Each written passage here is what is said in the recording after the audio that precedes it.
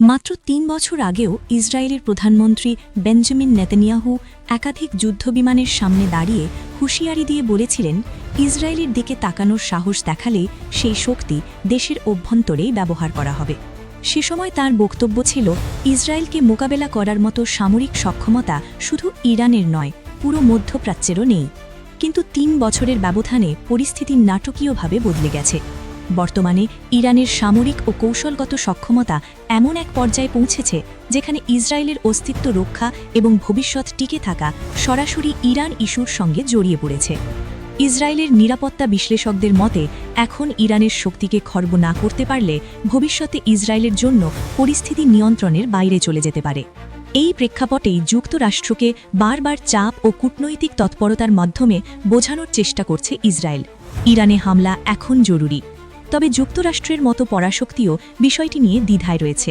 ওয়াশিংটনের নীতি নির্ধারকদের মধ্যে প্রশ্ন উঠেছে, ইরানে হামলা করলে ক্ষয়ক্ষতি কার বেশি হবে, ইরানের নাকি যুক্তরাষ্ট্র ও তার প্রভাব বলয়ের? এই জটিল পরিস্থিতির মধ্যেই আগামী বুধবার জরুরি ভিত্তিতে যুক্তরাষ্ট্রের সফরে যাচ্ছেন ইসরায়েলি প্রধানমন্ত্রী বেঞ্জামিন নেতানিয়াহু। তার সঙ্গে থাকবেন IDF প্রধান, মোসাদ প্রধান এবং শীর্ষ নিরাপত্তা কর্মীরা। বৈঠকে তারা যুক্তরাষ্ট্রের প্রেসিডেন্ট ডোনাল্ড ট্রাম্পের সামনে ইরানে হামলার প্রয়োজনীয়তা তুলে ধরবেন এবং বিভিন্ন গোয়েন্দা তথ্য ও প্রমাণ উপস্থাপন করবেন। ইসরায়েলের দাবি, এখনই যদি ইরানে আঘাত না হানা হয় তাহলে ভবিষ্যতে ইরানকে আর থামানো সম্ভব হবে না।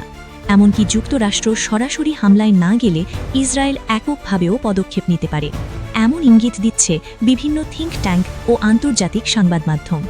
কিছু প্রতিবেদনে আশঙ্কা প্রকাশ করা হয়েছে, চরম পরিস্থিতিতে ইসরায়েল ইরানের পারমাণবিক স্থাপনায় আঘাত হানতে পারমাণবিক অস্ত্র ব্যবহারের কথাও বিবেচনায় রাখতে পারে। এদিকে আঞ্চলিক প্রতিক্রিয়াও ক্রমশ তীব্র হচ্ছে। ইরাকের অভ্যন্তরে যুক্তরাষ্ট্র বিরোধী মনোভাব নতুন করে প্রকাশ পাচ্ছে।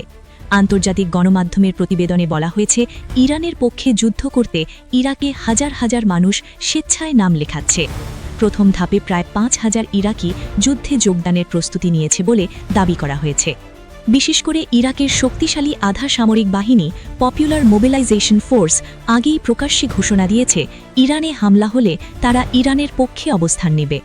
এই বাহিনীর সদস্য সংখ্যা কয়েক লক্ষ বলে ধারণা করা হয়। বিশ্লেষকদের মতে, মধ্যপ্রাচ্যে যুক্তরাষ্ট্রের মিত্র দেশ থাকলেও, যেমন সৌদি আরব, সংযুক্ত আরব আমিরাত, কাতার বা জর্ডান, এই দেশগুলো সরাসরি ইরানের বিরুদ্ধে যুদ্ধে অংশ নেবে কিনা তা অনিশ্চিত। অন্যদিকে ইরানের পক্ষে আঞ্চলিক ও বৈশ্বিক পর্যায়ে জনমত ও মনস্তাত্ত্বিক সমর্থন বাড়ছে। বিশেষজ্ঞরা সতর্ক করছেন, এই সংঘাত যদি দীর্ঘস্থায়ী আঞ্চলিক যুদ্ধে রূপ নেয় তাহলে তার প্রভাব শুধু সামরিক নয়, যুক্তরাষ্ট্রের অর্থনীতি ও বৈশ্বিক প্রভাব বলয়েও বড় ধরনের চাপ সৃষ্টি করতে পারে। কারণ মধ্যপ্রাচ্যের দেশগুলো দীর্ঘদিন ধরেই বৈশ্বিক জ্বালানি ও অর্থনৈতিক কাঠামোর গুরুত্বপূর্ণ অংশ। বর্তমান পরিস্থিতিতে তাই ইরান ইসরায়েল উত্তেজনা শুধু দুই দেশের মধ্যেকার বিষয় নয়, বরং পুরো মধ্যপ্রাচ্য ও আন্তর্জাতিক রাজনীতির জন্য একটি বড় পরীক্ষায় পরিণত হয়েছে।